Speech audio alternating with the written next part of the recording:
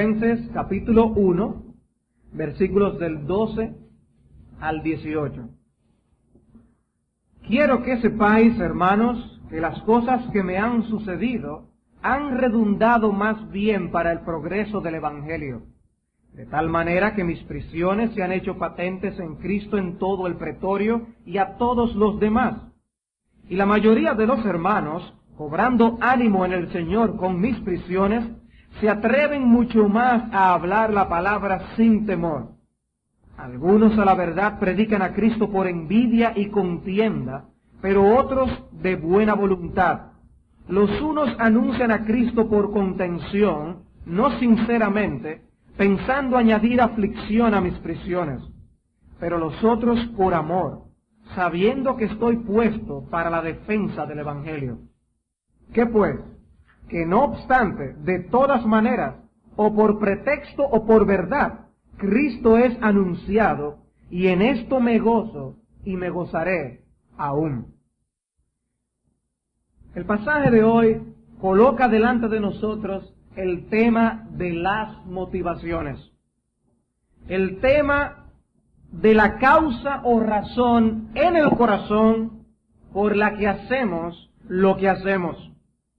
¿Qué nos mueve a hacer ciertas cosas y no otras? ¿Qué nos mueve a hacerlas en determinadas circunstancias y no en otras? Dentro de muchas razones, una de las más poderosas son las motivaciones del corazón por las que somos movidos a hacerlas.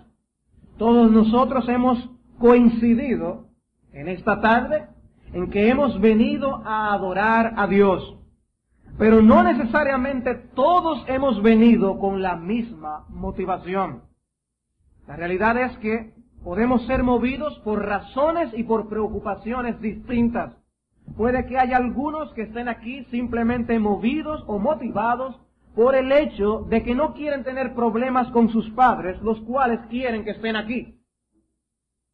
Puede que haya otros que hayan venido por la simple razón de que están supuestos a hacerlo y no quieren perder la costumbre. Otros pueden estar aquí, pero meramente porque se van a encontrar con amigos muy queridos o amigas de intereses comunes. Pero hay otros cuya motivación principal para encontrarse aquí es realmente alabar y adorar a su Dios, exponerse a su palabra y aprender a hacer su voluntad. Nosotros no leemos los corazones, podemos leer las señales que nos dan las personas con sus actitudes, con sus acciones, pero ciertamente en un grupo como este podemos decir que ciertamente hay diversas motivaciones por las que todos nos encontramos en este lugar. Todos podemos estar aquí reunidos aparentemente con un mismo propósito y sin embargo podemos tener motivaciones distintas para hacerlo. Hay motivaciones piadosas y hay motivaciones indignas. Hay motivaciones sinceras y hay motivaciones ocultas. Podemos hacer las cosas con el corazón y podemos hacerlas sin el corazón. Dice la Escritura en Mateo 15:8, este pueblo de labios me honra, mas su corazón está lejos de mí. Es posible honrar a Dios con nuestros labios mientras el corazón está lejos de aquello que se está diciendo. Es posible. Es posible hacer una buena obra con un motivo que no es bueno. Eso es posible. Y de eso nos habla nuestro pasaje, y con un tema tan sagrado como es el tema de la predicación del Señor Jesucristo. Lo primero que vamos a ver es que nosotros podemos, pero no debemos, servir a Cristo con motivaciones indignas. Nosotros podemos, pero no debemos servir a Cristo con motivaciones indignas. Leamos una vez más los versículos del 15 al 17 del capítulo 1 de Filipenses. Algunos, a la verdad, predican a Cristo por envidia y contienda, pero otros de buena voluntad. Los unos anuncian a Cristo por contención, no sinceramente, pensando añadir aflicción a mis prisiones, pero los otros por amor, sabiendo que estoy puesto para la defensa del Evangelio. Algunos han sugerido, y al decir algunos menciono comentaristas, diciendo que Pablo se está refiriendo aquí a judaizantes. Judaizantes, personas que además de predicar a Cristo, añadían obras a esta predicación evangélica, a la cual Pablo se oponía muy fuertemente en sus escritos. El asunto es que los judaizantes tenían problemas doctrinales que no daban gozo al corazón del apóstol Pablo. Todo lo contrario. Vemos la manera tan dura, tan fuerte como el apóstol Pablo confrontó a los judaizantes en el Nuevo Testamento. El problema de los hermanos que se mencionan aquí no era su doctrina. El problema era sus motivaciones. No conocemos los detalles acerca de estos hermanos que se mencionan aquí. Pablo no nos da detalles del problema. No nos explica la causa que llevó a estos hermanos a tener tales intenciones pecaminosas en su corazón. Pero Pablo controló su lengua. De eso sí podemos aprender, que Pablo controló su lengua y no dijo todo lo que pudo haberse dicho acerca de estas personas. Y aprovecha y da una lección a los hermanos acerca de las malas motivaciones. No mencionó los nombres de las personas, no habló de los detalles, no dejó insinuaciones, pero sí habló fuertemente, firmemente, acerca de las malas motivaciones con las que estas personas estaban predicando a Cristo. La bendición de la palabra predicada no depende de la honestidad o de la gracia salvadora del predicador. No depende de esto. Un predicador desprovisto de la gracia de Dios puede hacer mucho bien. Si eso no fuera así, entonces Pablo no se regocijara en el hecho de que había algunos predicando a Cristo con motivaciones pecaminosas. Él no se regocijaba en el hecho mismo de las malas motivaciones de estas personas, sino en el hecho de que estaban predicando a Cristo, aunque tuvieran malas motivaciones. Y dice aquí Pablo que estos hermanos estaban predicando a Cristo por envidia y contienda. Por envidia y contienda. Y uno de primer plano, cuando lee esto, puede reaccionar como esos algunos comentaristas y limitar esta descripción a predicadores inconversos. A predicadores inconversos. Pero a mí me parece que está muy ligado al versículo 14. Y el versículo 14 dice: y la mayoría de los hermanos, cobrando ánimo en el Señor con mis prisiones, se atreven mucho más a hablar la palabra sin temor, algunos a la verdad, pero los otros. Y ahí aquí se habla de estos hermanos y se explica la actitud con la que estaban haciendo esta predicación. Envidia y contienda. Envidia y contienda era el motor del corazón de estos hermanos para predicar a Cristo en medio de aquel contexto de sufrimiento del apóstol Pablo.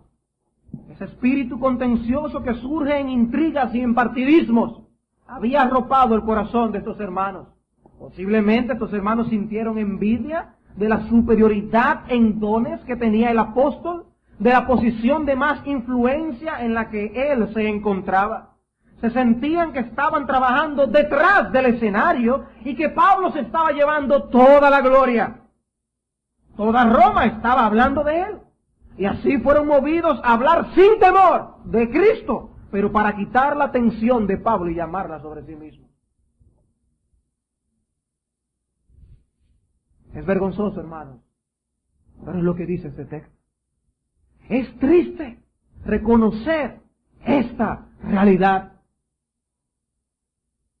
Veamos algunos versículos en las Escrituras que nos enseñen un poco más acerca del carácter de la envidia. Del carácter de la envidia. Génesis capítulo 4. Génesis capítulo 4.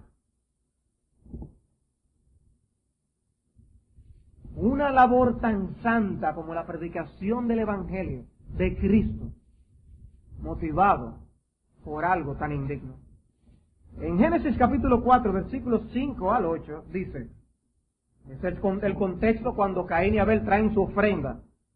Y dice el versículo 5, pero no miró con agrado a Caín y a la ofrenda suya, y se ensañó Caín en gran manera y decayó su semblante. La ofrenda de su hermano Abel sí había sido aceptada, dice el versículo 6. Entonces Jehová dijo a Caín, ¿por qué te has ensañado? ¿Y por qué ha decaído tu semblante? Si bien hicieres, no serás enaltecido, y si no hicieres bien, el pecado está a la puerta. Con todo esto, a ti será su deseo, y tú te enseñorearás de él. Dice, si bien hicieres, no está diciendo, si tú haces bien, tú serás enaltecido. Si tú haces la ofrenda que tu hermano Abel ha hecho, también se te reconocerá. Era un llamado a que él se dedicara a adorar a Dios de la forma adecuada. Pero él se ofendió. Y se ofendió porque la de su hermano sí había sido aceptada y la suya no. Es algo lamentable. Y dice el versículo 8, y dijo Caín a su hermano Abel, salgamos al campo. Y aconteció que estando ellos en el campo, Caín se levantó contra su hermano Abel y lo mató. ¿Y por qué? Por envidia. Por envidia. Dice Primera de Juan, en el capítulo 3, en el versículo 12. ¿Por qué causa le mató? Envidia de que Abel tenía un carácter santo y había ofrecido una ofrenda santa delante de Dios. Y por eso mató a su hermano. Por eso mató a su hermano. El primer asesinato surge de la envidia. Génesis capítulo 26. Génesis capítulo 26. El caso de Isaac y los filisteos. Génesis 26, versículo 11. Entonces Abimelech mandó a todo el pueblo diciendo, el que tocare a este hombre o a su mujer, de cierto morirá. Y sembró Isaac en aquella tierra y cosechó aquel año 100 por 1 y le bendijo Jehová. ¿Quién lo bendijo? Jehová. El varón se enriqueció y fue prosperado y se engrandeció hasta hacerse muy poderoso. Y tuvo hato de ovejas y hato de vacas y mucha labranza. Y los filisteos le tuvieron envidia. Envidiaron a Isaac. Y dice, y todos los pozos que habían abierto los criados de Abraham, su padre, en sus días, los filisteos los habían cegado y llenado de tierra. Entonces dijo Abimelech a Isaac, apártate de nosotros, porque mucho más poderoso que nosotros te has hecho. Isaac, mansamente, dice, Isaac se fue de allí y acampó en el valle de Gerar y habitó allí. Y volvió a abrir Isaac los pozos de agua que habían abierto en los días de Abraham su padre, y que los filisteos habían cegado después de la muerte de Abraham. Y los llamó por los nombres que su padre los había llamado. Pero cuando los siervos de Isaac cavaron en el valle y hallaron allí un pozo de aguas vivas, los pastores de Gerar riñeron con los pastores de Isaac, diciendo, el agua es nuestra.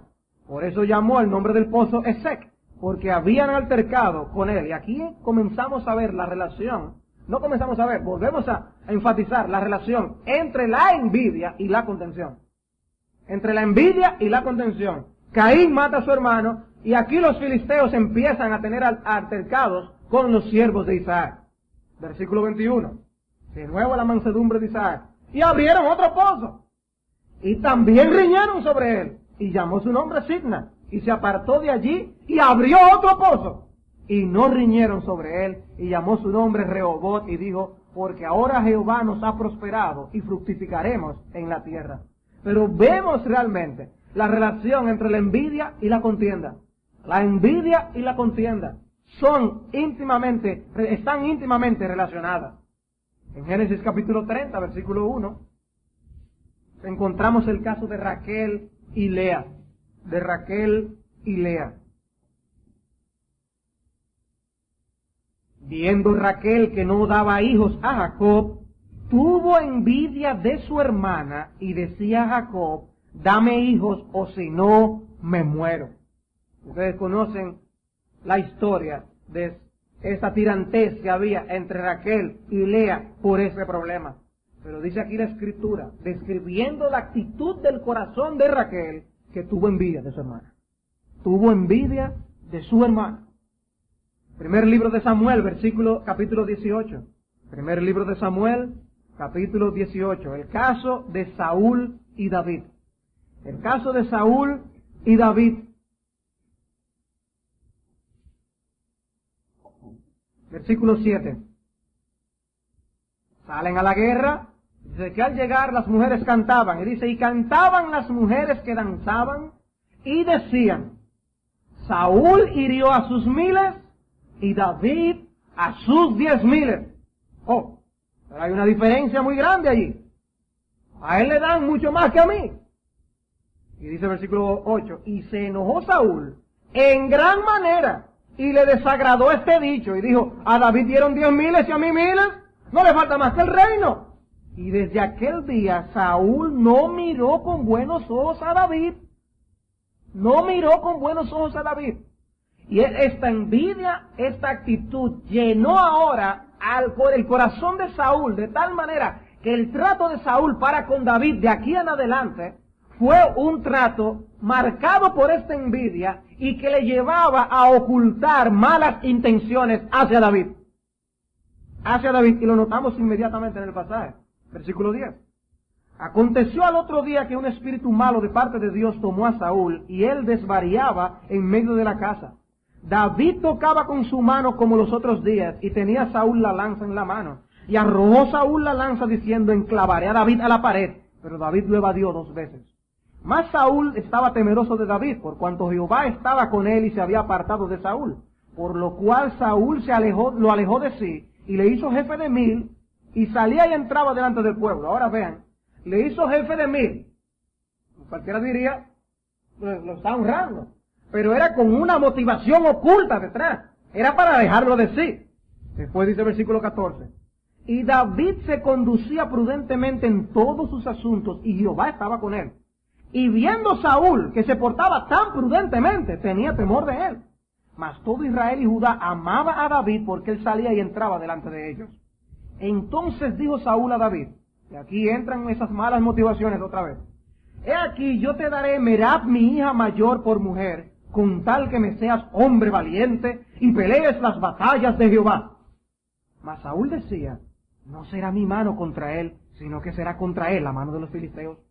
Le voy a dar a esta mujer para que los filisteos lo ataquen y lo maten. Ah, vaya, qué cariño me tiene. Me va a ceder a su hija. Pero era con otra intención. Versículo 18.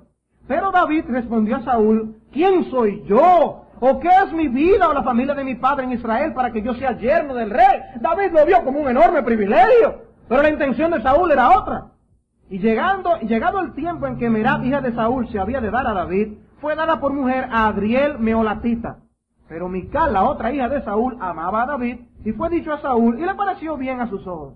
Y Saúl dijo, yo se la daré para que le sea por lazo, y para que la mano de los filisteos sea contra él. Y dijo pues Saúl a David por segunda vez, tú serás mi yerno hoy. Y mandó Saúl a sus siervos, hablad en secreto a David, diciéndole, he aquí el rey te ama, y todos tus siervos te quieren bien, sé pues yerno del rey. Los criados de Saúl hablaron estas palabras a los oídos de David, y David dijo, ¿os parece a vosotros que es poco ser yerno del rey, siendo yo un hombre pobre y de ninguna estima? Y los criados de Saúl le dieron la respuesta diciendo, tales palabras ha dicho David. Y Saúl dijo, decid así a David, el rey no desea la dote, sino siempre puso de filisteos, para que sea tomada venganza de los enemigos del rey. Pero Saúl pensaba hacer caer a David en mano de los filisteos. Una y otra vez, el Espíritu de Dios revelando las intenciones que había en el corazón de Saúl. Cuando sus siervos declararon a David estas palabras, pareció bien la cosa a los ojos de David para ser yerno del rey. Y antes que el plazo se cumpliese, se levantó David y se fue con su gente, y mató a 200 hombres de los filisteos, etcétera, etcétera. Y conocemos el resto de la historia. Pero este hombre estaba lleno de envidia, controlado por la envidia. ¿Y a qué le llevó esta envidia? Le llevó a ocultar estas malas inclinaciones, estas motivaciones indignas en su corazón y a tener contienda y altercado contra David. ¿Qué hizo David? Él mató sus 10,000, y ya por eso, porque se le comparó a él con los 1000 que había matado Saúl, era digno de muerte ante los ojos de este rey. También Daniel capítulo 6. Daniel capítulo 6. Hermanos, he querido ponerles rostro, cuerpo al pecado de la envidia, porque podemos hablar del pecado de la envidia, contra el pecado de la envidia, Pero si no lo vemos funcionando, podríamos ser tentados a decir, yo no he cometido ese pecado. En Daniel capítulo 6, también vemos otro ejemplo de envidia. Ese contra Daniel. Versículo 1. Pareció bien a Darío constituir sobre el reino 120 sátrapas que gobernasen en todo el reino, y sobre ellos 3 gobernadores, de los cuales Daniel era uno, a quienes estos sátrapas diesen cuenta para que el rey no fuese perjudicado. Pero Daniel mismo era superior a estos sátrapas y gobernadores, porque había en él un espíritu superior, y el rey pensó en ponerlo sobre todo el reino. Entonces los sátrapas eran aquí, que tenían que darle cuenta a Daniel, envidian esta posición en la que se encontraba Daniel.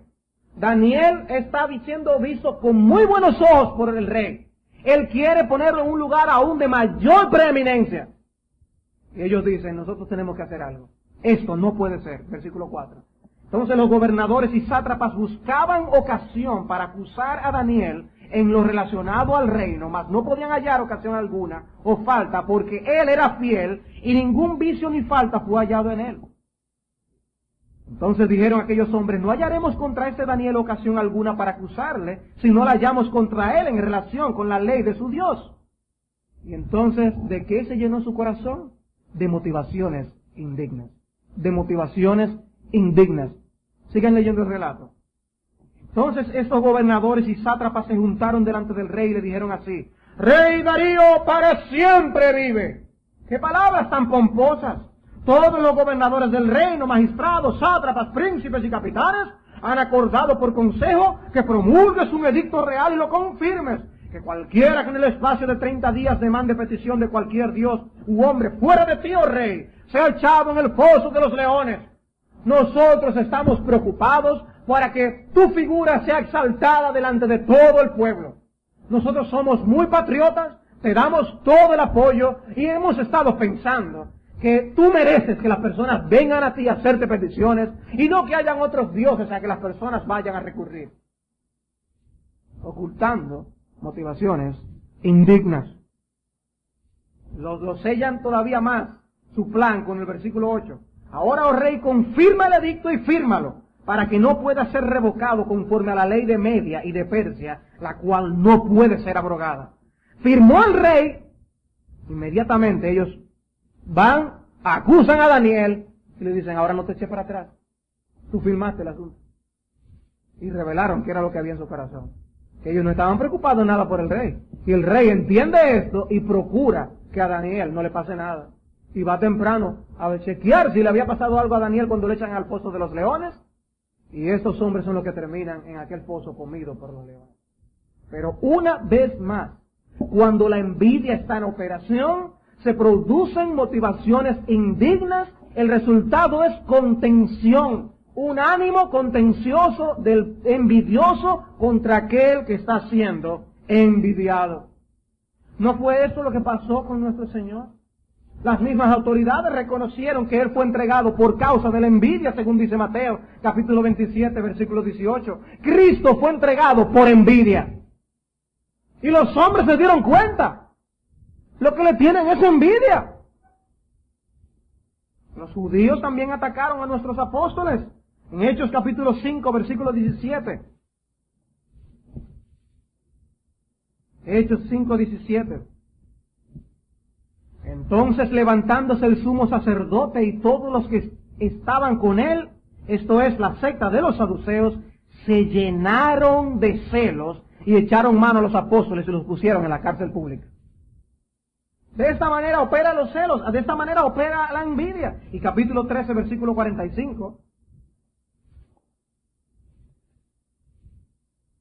Pero viendo los judíos la muchedumbre, se llenaron de celos y rebatían lo que Pablo decía, contradiciendo y blasfemando. Pero viendo los judíos la muchedumbre, viendo ya la influencia que estaba teniendo el evangelio en medio del pueblo, se llenan de envidia y empezaron a rebatir contra Pablo y su predicación.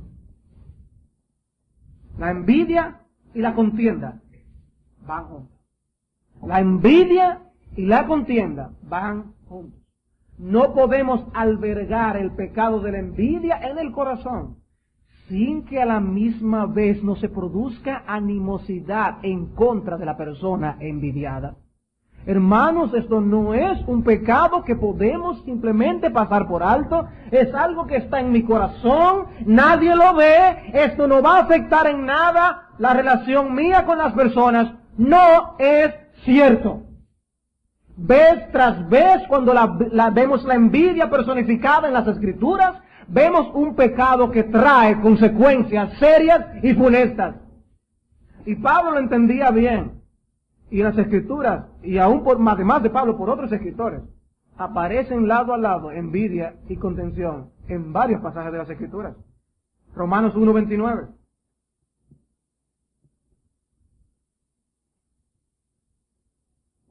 Estando atestados de toda injusticia, fornicación, perversidad, avaricia, maldad, llenos de envidia, homicidios, contiendas. Ahí están relacionados. ¿Llenos de qué? Oh, de envidia y contiendas y homicidios. Homicidios producidos por la envidia. ¿No lo vimos con Caín y Abel? ¿No lo vimos con Caín y Abel? También en Romanos 13:13. Romanos 13:13. Andemos como de día honestamente, no en glotonerías y borracheras, no en lujurias y lascivias, no en contiendas y envidia. De nuevo otra vez, no en contiendas y envidia. Primera a los Corintios capítulo 3, versículo 3. Vamos a leer desde el 2. Os di a beber leche y no vianda, porque aún no erais capaces, ni sois capaces todavía, porque aún sois carnales, pues habiendo entre vosotros celos, contiendas y disensiones, ¿no sois carnales y andáis como hombres? Ellos estaban teniendo celos los unos con los otros, envidias, y por eso había contiendas, y se había producido división. Y Pablo está diciendo, por favor, no nos dividan. No digan uno es de Pablo, el otro es de Apolos, el otro es de Cefas. No, el que da el crecimiento es el Señor. Uno hace una cosa, el otro hace la otra, pero la obra es del Señor. No hay que seguir a los hombres. Sigan a Cristo. Nosotros estamos haciendo la obra de Cristo. Pero la envidia se había introducido en medio de la iglesia. Y ellos se enorgullecían algunos. No, nosotros somos de Pablo, estamos más cerca de Pablo nosotros. Pero yo estoy más cerca de Pedro. Diría otro con sus argumentos. Y habían celos los unos con los otros y se había producido contención en medio de la iglesia de Cristo. En medio de la iglesia de Cristo. ¿Ven por qué la envidia no es un pecado para nosotros decir, simplemente está en el corazón? Hermanos, la envidia puede producir división y contención en medio de cualquier iglesia local. Pasó con los corintios. Pasó con los corintios. Segunda a los Corintios 12:20. Segunda a los Corintios 12:20.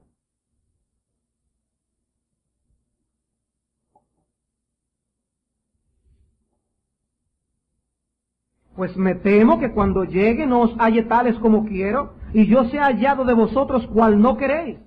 ¿Cómo? Que haya entre vosotros contiendas, envidias.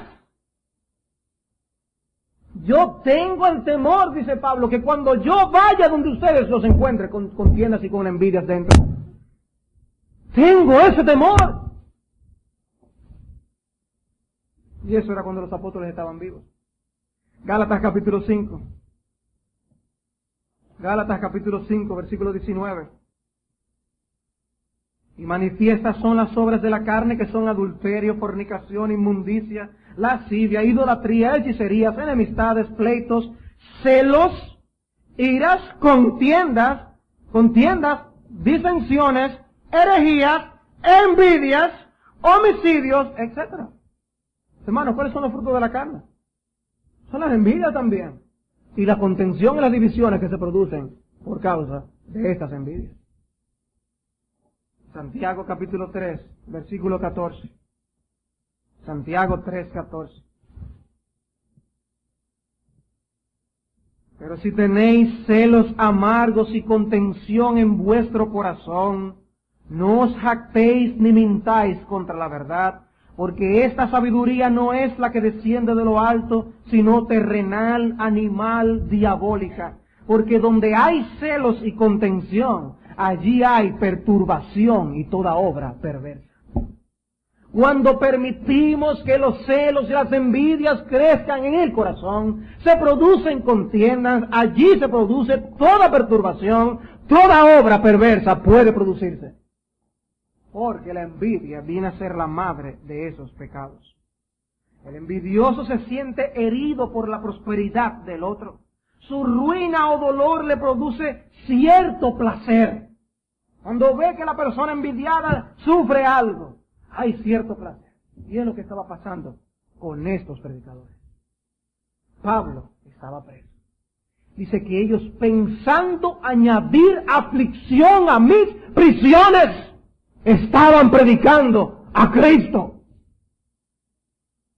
¡Qué grande, qué horrendo es el pecado remanente que mora en nuestros corazones!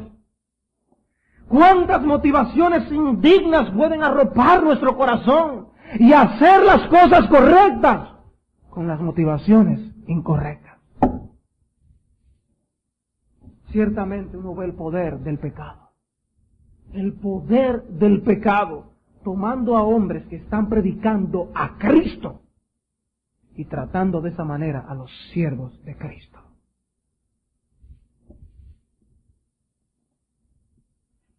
El envidioso se enferma cuando oye a los demás alabar al otro. El reporte de Pablo corría, y de la fidelidad del apóstol Pablo, y de las iglesias que estaba fundando. Y estos hermanos se llenaron de envidia. Y esto produjo animadversión en contra de la persona de Pablo. No era simplemente que ellos ahora, ya que Pablo no está aquí, vamos a aprovechar y hacer la obra nosotros. Se había producido animadversión en contra del apóstol Pablo. Y estaban predicando por ese motivo. Por ese motivo estaban predicando. Dice el versículo 18 que lo hacían por pretexto. Oigan eso. Predicando a Cristo por pretexto. La palabra pretexto es la que se utiliza en Hechos 27:30, cuando está diciendo que las personas queriendo irse del barco, cuando aquella tormenta en la que se encontraba el apóstol Pablo en el barco, en la que tenían que quedarse todos en el barco para que no pasara nada, dice que algunos se acercaron a la orilla como que iban a echar las anclas. Dice, aparentando que eso es lo que querían hacer. Quien los veía, lo que veía que realmente lo que querían era echar el ancla. Pero dice que lo que ellos querían en el corazón de verdad era tirarse al agua para salir huyendo. Dice, aparentaban esto. Eso es lo mismo. Estos predicadores aparentaban que estaban predicando a Cristo de todo corazón. Pero lo que había realmente en el corazón era envidia por el apóstol Pablo y contención. Pretexto. Pretexto. Qué realidad tan triste. Pero es una realidad. Es la realidad que está diciendo nuestro pasaje. Alguien ha dicho, ellos hicieron la obra de Dios en el espíritu del diablo. Hermanos, ciertamente nosotros podemos, pero no debemos servir a Cristo por motivaciones indignas. Y esto nos lleva a nuestro segundo punto. Nosotros podemos y debemos servir a Cristo con motivaciones piadosas. Nosotros podemos y debemos servir a Cristo con motivaciones piadosas. Nuestro pasaje allí mismo en estos versículos del 15 al 17 nos dice, pero otros de buena voluntad, por amor, sabiendo que estoy puesto para la defensa del Evangelio. Y el versículo 18 dice, por verdad. Dice, habían algunos predicando con motivaciones indignas, pero habían otros predicando con motivaciones piadosas en el corazón. Y nosotros aprendemos que hay diferencia entre dos personas que hagan la misma obra si los dos la hacen con dos motivaciones distintas, una indigna y otra piadosa? Nuestra decisión, nuestro propósito de corazón debe ser hacer las cosas para la gloria de Dios con motivaciones piadosas. Y tenemos que ponernos en eso. Noten un ejemplo con lo que se dice acerca de los siervos en Efesios capítulo 6. En Efesios capítulo 6 se da instrucción, el apóstol Pablo da instrucción a los siervos para que obedezcan a sus amos.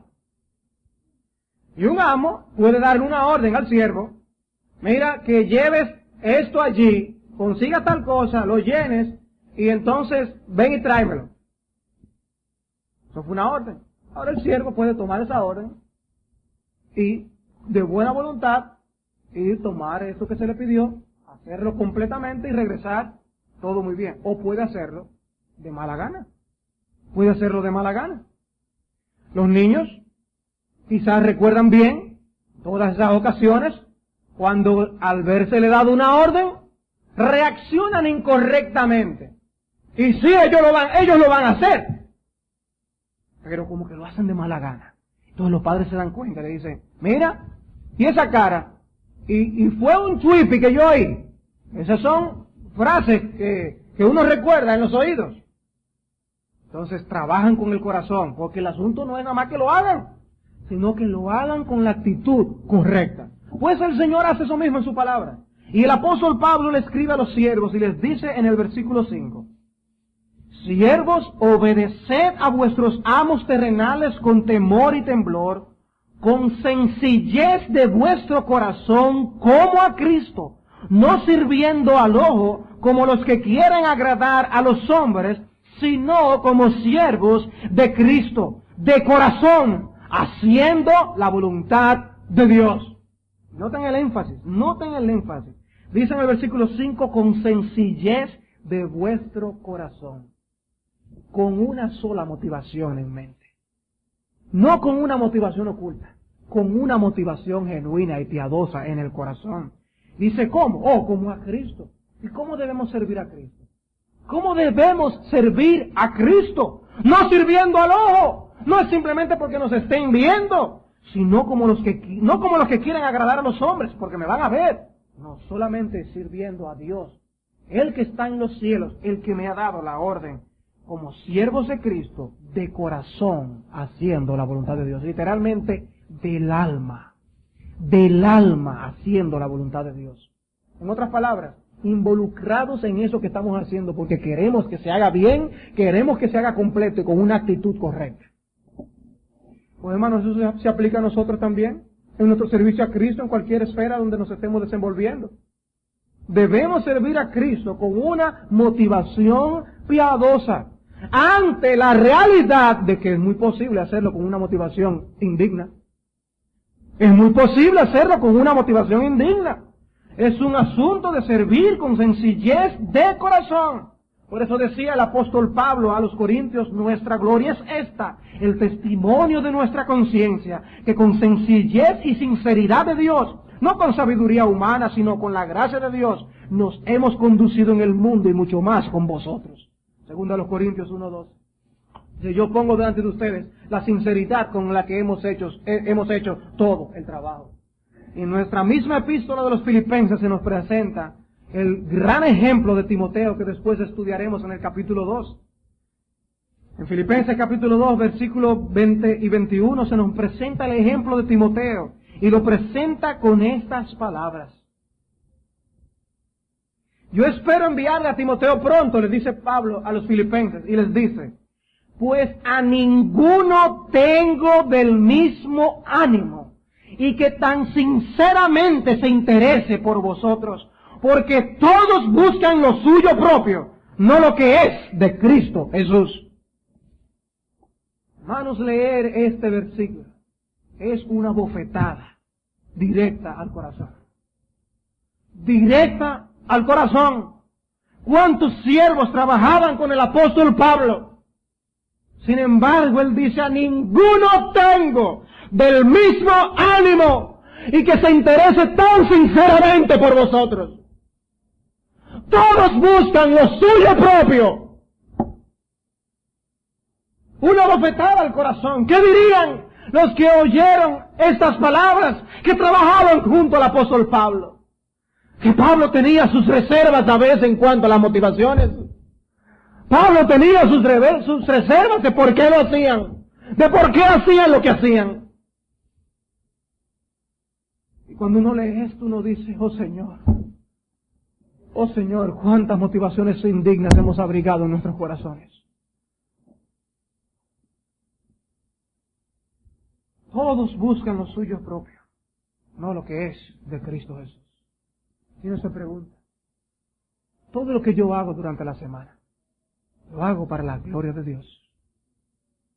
Lo hago para la gloria de Dios. Dice que esos hermanos estaban predicando a Cristo, sabiendo que estoy puesto para la defensa del Evangelio. Estos hermanos tenían un conocimiento de que Pablo estaba allí puesto por Dios para la defensa del Evangelio. No solo en el caso que le compete de la prisión en la que él estaba defendiendo el Evangelio en este sentido, sino en el sentido general. Él fue puesto por el Señor, elegido, señalado para defender el Evangelio. Y muchos hermanos fueron movidos a predicar de buena voluntad, porque sabían que Pablo no se había puesto a sí mismo en el ministerio. No, él está allí puesto por Dios y nosotros predicamos con ánimo por ello.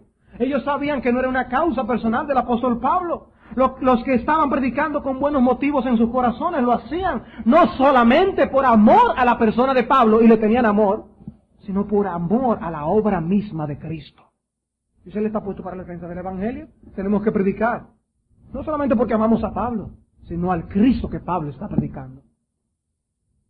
Pablo estaba sirviendo al Señor y todo lo que estaba pasando lo soportaba con paciencia por amor a su Señor. Y estos hermanos fueron movidos a predicar valientemente a Cristo, porque Pablo estaba puesto para defender el Evangelio que ellos debían predicar. Ciertamente, el servir a Dios de buena voluntad y sinceramente debe ser uno de nuestros grandes propósitos en la vida. Pasemos a nuestro tercer punto. Hemos visto que nosotros podemos, pero no debemos servir a Cristo con motivaciones indignas. Hemos visto que podemos y debemos servir a Cristo con motivaciones piadosas. Veamos en tercer lugar que nosotros podemos y debemos experimentar gozo cristiano en medio de la aflicción. Podemos y debemos experimentar gozo cristiano en medio de la aflicción. Versículo 18. ¿Qué pues? Que no obstante, de todas maneras, o por pretexto, o por verdad, Cristo es anunciado, y en esto me gozo, y me gozaré aún. Y este versículo nos revela mucho del corazón del apóstol Pablo. Lo que realmente le importaba no era lo que estas personas podían hacer tratando de causar angustia en sus prisiones, sino lo que ellos estaban haciendo por el Evangelio. En medio de esta situación, donde él ve personas predicando para causarle más dolor a él, dice, yo me regocijo porque Cristo está siendo predicado. Los que oían el mensaje no conocían las motivaciones de estos predicadores, y Cristo estaba siendo glorificado por medio de su palabra. Pablo sabía que la verdad de Dios tiene poder, que es la palabra viva y eficaz, que penetra hasta partir el alma y el espíritu, y si discierne todas las intenciones. Si va a hacer esa obra en los corazones de las personas, que sigan predicando a Cristo. Y mientras no se gozaba de la actitud de aquellos hombres, y debemos aclarar eso, Pablo no se gozaba en esa actitud. Él sí se gozaba de en gran manera en la proclamación del mensaje de salvación. Hubiera preferido que tuvieran buenas motivaciones, pero se gozaba en el Evangelio que estaba siendo predicado. Aunque sabemos que un hombre piadoso es un instrumento poderoso en las manos de Dios, Él puede usar a alguien que no sea un piadoso y utilizar esa palabra por el poder de la palabra misma, aún a pesar del instrumento. Y Pablo estaba gozándose con los frutos que podían venir de esa obra que estos hombres estaban realizando, dejando las motivaciones en las manos de Dios. Pablo le escribe a la iglesia en Filipos, manifestándole que si los demás querían producir contienda con él no iba a ser combustible para producir ese pleito. Para un pleito se necesitan dos, y ellos son solamente uno, y aquí no van a encontrar el otro. Los que querían añadir la aflicción se equivocaron con el corazón con el que Pablo estaba enfrentando esto. Dice, yo me gozo con lo que están haciendo, que sigan predicando el Evangelio. Me gozo en que Cristo está siendo predicado, le dijo Pablo. En otras palabras, para él hubiera sido peor que Cristo no hubiera sido predicado. Predicar a Cristo con la motivación a que esos hombres tenían, tenía su aspecto negativo, pero también tenía su aspecto positivo. Su Señor estaba siendo dado a conocer, y eso era una gran bendición. Y aquí debemos hacer una nota. El no estar motivados correctamente en el cumplimiento de un deber es una cosa, pero no debemos dejar de hacerlo. No debemos dejar de hacerlo. Dejar de tener el devocional familiar es peor que hacerlo sin motivación o con una motivación indigna. Porque aunque no se está buscando la gloria de Dios en el asunto, el Espíritu de Dios puede descender en medio de aquel devocional familiar y clavar su palabra en el corazón de uno de nuestros hijos. Entonces, no dejes de hacerlo. Hazlo, aunque sea con una motivación indigna. No dejes de hacerlo. Dejar de hacer la voluntad de Dios es peor. Ahora noten, Pablo se goza con el tema de la predicación de esos hombres. Ellos no estaban predicando herejía.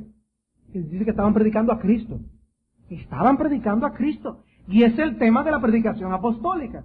En Colosenses 1:28, al final del 27 dice que es Cristo en vosotros la esperanza de gloria, a quien anunciamos, amonestando a todo hombre y enseñando a todo hombre en toda sabiduría, a fin de presentar perfecto en Cristo Jesús a todo hombre. ¿A quién anunciamos? A Cristo. Y aparece vez tras vez en el libro de los Hechos. El tema de la predicación apostólica era Cristo. Y vayan conmigo a 1 de Juan, capítulo 1. Y veremos cómo Juan corrobora este asunto de una manera muy clara. Lo que era desde el principio, lo que hemos oído, lo que hemos visto con nuestros ojos, lo que hemos contemplado y palparon nuestras manos tocante al verbo de vida, porque la vida fue manifestada y la hemos visto y testificamos y os anunciamos la vida eterna, la cual estaba con el Padre y se nos manifestó. Lo que hemos visto y oído, y aquí retoma la idea otra vez, eso os anunciamos, para que también vosotros tengáis comunión con nosotros, y nuestra comunión verdaderamente es con el Padre y con su Hijo Jesucristo. Estas cosas os escribimos para que vuestro gozo sea cumplido. Estoy diciendo, ¿qué es lo que anunciamos? El verbo principal de esta sección es, eso os anunciamos. ¿Y cuál es el eso os anunciamos? Lo que hemos visto y oído, lo que era desde el principio, el verbo de vida, la vida eterna. Eso es lo que nosotros anunciamos. Anunciamos una persona. Las demás religiones anuncian un profeta, pueden anunciar un mensaje de salvación de X o cual forma. El cristianismo es único en que presenta una persona. Presenta a Cristo como el Salvador, la solución al problema espiritual del hombre. Predicamos a Cristo. Y Pablo dice, eso es lo que estaban haciendo esos hombres, predicando ese Cristo. Predicando a ese Cristo. Y para Pablo, en medio de sus circunstancias aflictivas, lo más importante seguía siendo lo más importante. Lo más importante seguía siendo lo más importante. En medio de esa cárcel, él no se puso a pensar, bueno, ahora yo tengo que preocuparme por mí, ¿cómo es que yo voy a salir de esta? En medio de su aflicción, él a lo que le daba más importancia es a que Cristo fuera predicado. Hermanos, nosotros sufrimos más cuando en medio de la aflicción traemos la atención todavía más sobre nosotros mismos. Debemos poner nuestros ojos en Cristo y en la obra de Cristo. Cristo era predicado como la esperanza de los pecadores. El conocimiento de Cristo era difundido más ampliamente y eso bastaba para darle gozo al corazón de Pablo. Pablo no prefería que ellos se callaran la boca. Ustedes tienen malas motivaciones, cállense. Que hablen de Cristo para que hablen de otra cosa. Sigan hablando de Cristo. Él no dice de ellos como dice de los judaizantes en el capítulo 3, versículo 2, que son unos perros. No, él dice que sigan hablando porque Cristo es anunciado. Entonces recuerdan el caso de los apóstoles cuando se acercaron al Señor y decían, Señor, vino aquel y le mandaba a callar porque no andaba con nosotros, que estaban haciendo tal cosa. Y dice el Señor Jesucristo, no, pero si Él no está contra nosotros, por nosotros es. Por nosotros es. O como cuando Josué encontró a dos que estaban profetizando en el campo y va donde Moisés con la queja, hay un problema aquí, dice Moisés, ojalá que toditos fueran profetas. Nosotros debemos anhelar de todo corazón que el nombre de nuestro Salvador sea proclamado por todas las extensiones de la tierra. Debe ser una pasión que nos consuma. A Pablo no le importaba tanto el hecho de que la estima que las personas le pudieran tener a él iba a ser socavada por la obra que estos hombres con un corazón de esa naturaleza estaban haciendo. De todas maneras, Cristo es anunciado. En medio del peor de los sufrimientos, el creyente encuentra gozo en el hecho de que su Señor está siendo exaltado. Puede ser un precio alto, pero no vamos a estar de acuerdo con Pablo en que si Cristo va a ser anunciado, entonces vale la pena. Contestemos esa pregunta en el corazón. Dice alguien, la verdad es poderosa, no importa el espíritu con que sea predicada. Su poder está en sí misma y no en el aliento del que la proclama. La disposición y el propósito pertenecen al predicador y a su responsabilidad individual. Pero la predicación de Cristo tiene poder innato para ganar y salvar. La virtud yace en el Evangelio, no en el que lo anuncia, en la exposición y no en el expositor. Y Pablo creía tanto en el poder del Evangelio y en el deber de proclamar a Cristo que aún sabiendo que estos hombres estaban predicando por envidia, con todo sabía gozarse en lo que se estaba logrando con la predicación de estos hombres. ¿Puedes tú gozarse en la labor de un hombre que te está envidiando y anhelándote mal a ti, tú sabiendo porque se está predicando a Cristo? Dice Lloyd Jones, este es el cuadro que el apóstol tiene de la iglesia cristiana. Un cuerpo de hombres y mujeres que creen y que por tanto defienden la predicación de Cristo y la alientan. Un cuerpo de personas que se regocijan, que son sensibles a las críticas y a los ataques contra el Evangelio, pero que tienen un gran amor en sus corazones hacia todos los que realmente creen, aun a pesar de su imperfección. Eso me parece es el gran llamado para nosotros hoy. Hay ataques de dentro y de fuera. Contentamos ardientemente por la fe gloriosa y prediquemos individualmente a Cristo. Oremos para que la iglesia completa predique a Cristo. Sobre todo roguemos a Dios que envíe su Espíritu en un avivamiento y reavivamiento poderoso para que Cristo sea predicado y glorificado y magnificado entre las naciones. ¿Cómo podemos aplicar estas cosas a nuestros corazones, hermanos? ¿Cómo aplicamos estas cosas a nuestros corazones? De tres maneras. En primer lugar, nosotros hacemos bien en examinar las motivaciones con que hacemos las cosas. Hacemos bien en examinar las motivaciones con que hacemos las cosas. En 1 Tesalónica capítulo 2, versículo 5, el apóstol Pablo dice, porque nunca usamos de palabras lisonjeras, como sabéis, ni encubrimos avaricia. Dios es testigo. Pablo sabía gozar de una limpia conciencia. Decía, nosotros no hemos encubierto avaricia, hemos hecho las cosas con Dios como testigo delante nuestro, de que lo hemos hecho para su gloria. Y nosotros debemos hacerlo de tal manera. No hay duda en el hecho de que el Señor toma en cuenta las motivaciones con que las cosas son hechas. Él quiere que las cosas sean hechas en verdad, de la manera correcta, con las motivaciones correctas. El creyente no está exento a hacer las cosas con motivaciones equivocadas. Hay personas que opinan de esos que estaban predicando a Cristo que eran unos incrédulos, porque lo predicaban con envidia en el corazón. Afirman por un lado que creen en el pecado remanente y por el otro lado entonces dicen que si estas personas predican con envidia, entonces son impíos. ¿Será que es un pecado que no va a crecer en el corazón de un creyente? ¿No puede surgir? ¿No podemos caer en él?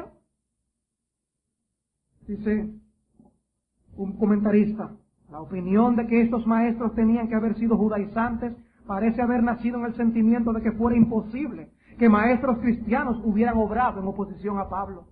Pero Weisinger responde bien a esto. Será necesario probar que no pudo haber en aquel entonces, como también ahora, hombres que buscaran su propio honor en predicar del Evangelio y cuyos corazones estuviesen lejos de la verdad que pronunciaban sus labios. Tenemos que recordar, hermanos, que fue el apóstol Pablo que cayó en el pecado de la simulación y de la hipocresía en Gálatas capítulo 2.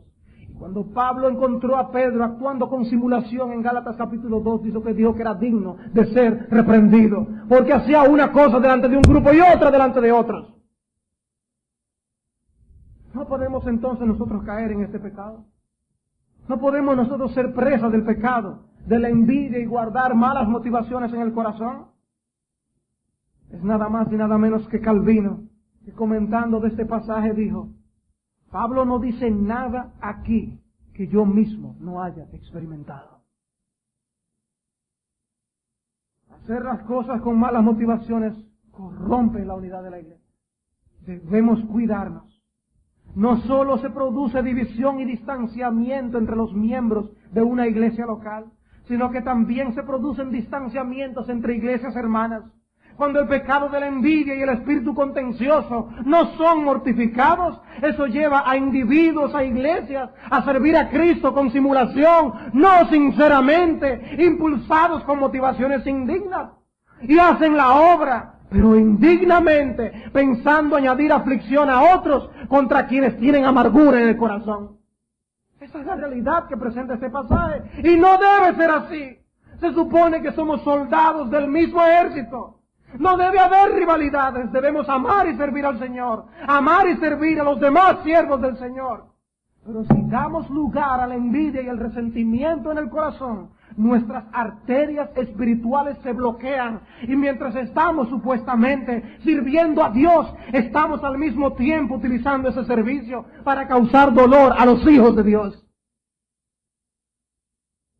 Segunda a los Corintios capítulo 6, versículo 11. Segunda a los Corintios 6, 11. Con dolor el apóstol Pablo se dirige a los corintios y les dice en el versículo 11, nuestra boca se ha abierto a vosotros, oh corintios. Nuestro corazón se ha ensanchado. Un corazón grande para ustedes. Dice el versículo 12. No estáis estrechos en nosotros, pero sí sois estrechos en vuestro propio corazón. Pues, para corresponder del mismo modo, como a hijos hablo, ensanchaos también vosotros. ¿Qué pasa cuando la envidia y las malas intenciones arropan el corazón? Las arterias espirituales del corazón con el que podemos amar a los demás, se van bloqueando, se van estrechando. Dice, oh Corintios, el corazón de ustedes está estrecho. ¡Ensanchaos! ¡Ensanchad el corazón! Eso es lo que puede ocurrir si nosotros damos lugar a la envidia y a la contención en el corazón y albergando malas intenciones. Los corazones de estos hermanos se habían estrechado contra Pablo, igualmente como el de estos predicadores que estaban predicando por envidia. Hermanos, estas cosas son posibles. Estas cosas son posibles. El ejercicio de los dones más excelentes puede realizarse bajo las órdenes de las motivaciones más corrompidas. Y vemos pues aquí un ejemplo claro del poder de la corrupción en nuestros corazones. El asunto no es tan solo que dejamos de hacer cosas por falta de motivación, sino que aún haciéndolas las hacemos por motivaciones indignas. La Biblia dice que todo debemos hacerlo para la gloria de Dios. Y yo te pregunto, mi amado hermano, ¿por qué puedes dejar de venir los miércoles sin inconveniente de conciencia, pero de ninguna manera te puedes perder el camp de los viernes, ni la actividad social de los martes? ¿Por qué? Porque no hay la misma motivación. De venir posiblemente lo harías por otra motivación que para buscar la gloria de Dios y ver el poder de Dios desplegado en la tierra, y no solo en la tierra, sino en tu familia y en tu iglesia y en tu colegio y en tu programa de radio. Juegas boliche con todo el corazón, te dedicas a 1000 cosas con todo el corazón, pero a la hora de hacer aquello que Dios te ha mandado, ¿lo haces de todo corazón? ¿Lo haces con una motivación piadosa? Si tú quieres que tus hijos te obedezcan de buena gana, la pregunta es, ¿estás tú sirviendo a Cristo de buena gana? Dios quiere que cumplamos con nuestros deberes privados, familiares y eclesiásticos de buena gana. Podemos comenzar a hacer las cosas con motivaciones piadosas y luego vemos cómo esas motivaciones son erosionadas y terminamos haciéndolo con motivaciones indignas. Por eso debemos luchar para decir con el salmista: no a nosotros, oh Jehová, no a nosotros, sino a tu nombre, la gloria. La gloria de Dios, la expansión del Evangelio, la salvación de los hombres, la edificación del pueblo de Dios son las motivaciones que debemos perseguir y cultivar día tras día. Sí, hermanos, debemos cuidarnos de las malas motivaciones. También noten conmigo que Pablo no se fijó solamente en las malas motivaciones de algunos, sino también en las buenas de los demás. En las buenas de los demás. Pablo no fue indiferente a las faltas de los hombres, pero tampoco fue indiferente a sus virtudes. Y en este pasaje no nos encontramos el caso de un apóstol Pablo, que estaba alentando el que Cristo fuera predicado sin importar el espíritu y la motivación con que se hiciera. Él no está haciendo tal cosa. Pero Él nos está enseñando a que nosotros debemos tener vista para las cosas positivas también. Nos está poniendo esa mira. De manera que si tú eres demasiado pesimista, necesitas del optimismo de Pablo. Y si eres demasiado optimista, necesitas del pesimismo de Pablo. Y debemos encontrar este balance correcto del apóstol. No dejó de ver lo malo, pero tampoco dejó de ver lo bueno. No se gozaba de aquello por lo que tenía que llorar, pero tampoco lloraba por aquello de lo que tenía que gozarse. Hermanos, son estas cosas que tenemos que buscar para nosotros ser movidos a gozarnos en Cristo. Ustedes están viendo ya en cada ocasión cuando Pablo menciona que él se gozaba en el Señor en medio de la aflicción. ¿Era basado en algo en el que él había puesto su mente a pensar? Entonces no es por arte de magia que nosotros en medio de la aflicción vamos a sentirnos con gozo. Es poniendo nuestra mente en las cosas que van a ser motivo de gozo al corazón. Y finalmente, hermanos, cuidémonos de los pecados de la envidia y de la contienda. Cuidémonos de los pecados de la envidia y de la contienda. Decía un puritano que es muy difícil mirar nuestros propios dones sin orgullo y mirar los dones de los demás sin envidia. El peligro de la envidia es muy grande. Antes de narrar lo que los hermanos de José hicieron con él, Moisés escribió, y sus hermanos le tenían envidia. Podemos hacer a nuestros seres más queridos actuar con envidia y poder hacer lo que estas personas hicieron. Dice Proverbios que la envidia es como carcoma de los huesos. Carcoma de los huesos. Y Proverbios 27:4 dice: cruel es la ira e impetuoso el furor, mas ¿quién podrá sostenerse delante de la envidia?